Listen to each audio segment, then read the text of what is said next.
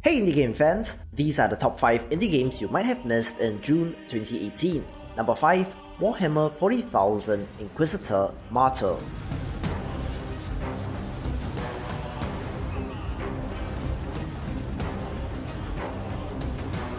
With Games Workshop more or less allowing all developers to make Warhammer games, we now have an overwhelming number of games using the IP, so I was pretty shocked that no one has done a Diablo-style action RPG yet. New Core Games is the developer behind the ARPG series The Incredible Adventures of Van Helsing, which I did have fun with, and they are looking to bring that same mouse-breaking loot fest to the Warhammer 40k universe. There are 3 classes, each with their own specializations, a cover system, guilds, crafting, global events, and even seasonal content. So if you got that itch and had enough of Path of Exile for a while, this might be a good alternative. Number 4, Rain Project, a Toho fan game.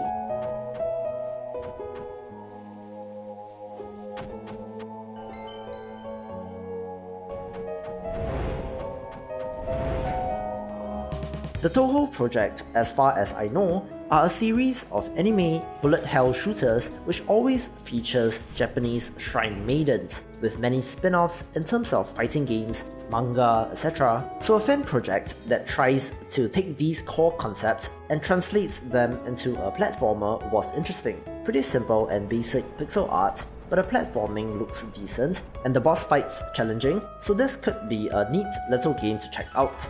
Number 3, Evo Labs.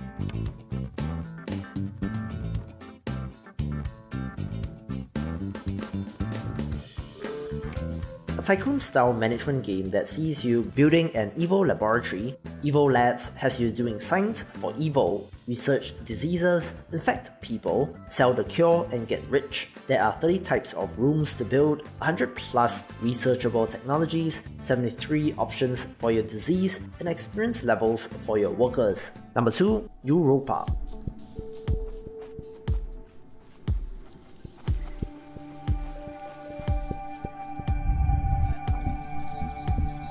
A great description of the game is from the developers themselves, which states that Europa is a game about breaking the rules, being upside down, and thinking outside the box. I found this to be pretty accurate, since it is a puzzle platformer, if you can call it that, since there is no jumping, but your character has suction cup feet, which allows it to traverse climbable surfaces. As a result, you explore interconnected levels in a clever way, with your usual assortment of collectibles and key items to find. Really clever puzzle game which I would recommend. And number 1, The Great Gaias.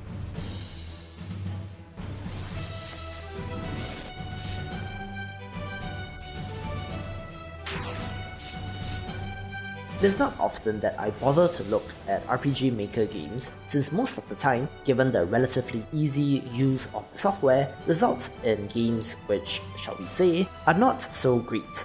However, Horizon's End has been developing The Great Gaias for 7 years. You can see the effort here, since there are no generic character portraits or sprites at a glance, and it actually looks pretty decent. With a 60 hours main storyline, multiple endings, 17 playable characters, crafting, 200 abilities, hundreds of enemies, optional boss fights, and the all-important airship, this could be a JRPG style game to check out in 2018. Anyway, thank you for watching, please subscribe to the channel, follow me on Twitter, follow my Steam curator, and check out the subreddit to keep up with the best indie games, and I will see you in the next video.